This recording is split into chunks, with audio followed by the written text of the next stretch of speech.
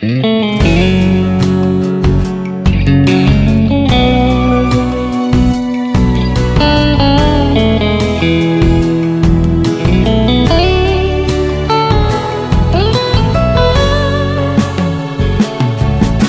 mây quỳ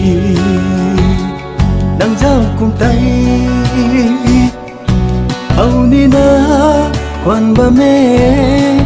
ở lung rui nàng ta hầu mật na ba mâm mà ghé câu rồi đủ na ta cần rio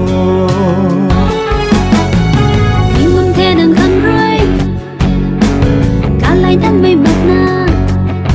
cho kín tòa muốn lao khó quan chắc khó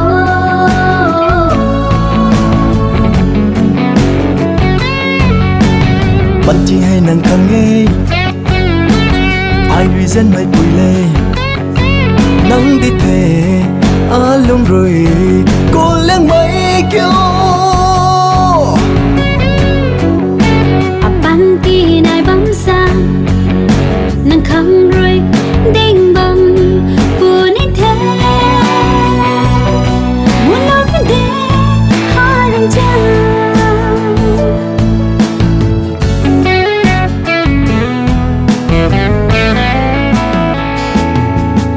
lưng rơi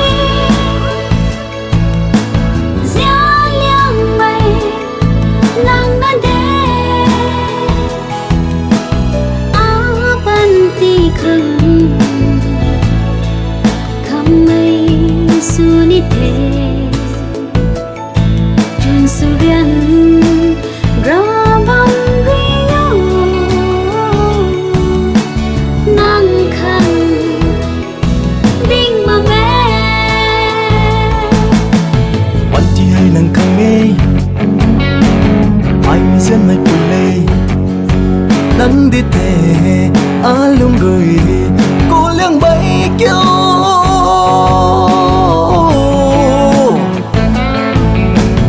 bạn tí này bấm xa nàng khăm rồi đinh bầm buồn ít thế muốn lâu đến đê hai đằng cha thay lâu vấn đề ở đằng xa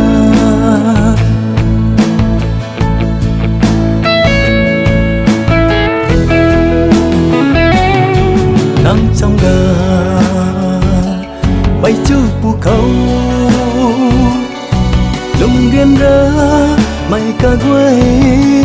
má ngâm căn thề aku mày mà nguy nai cho cả gan thời nắng ta ninh na bầm mê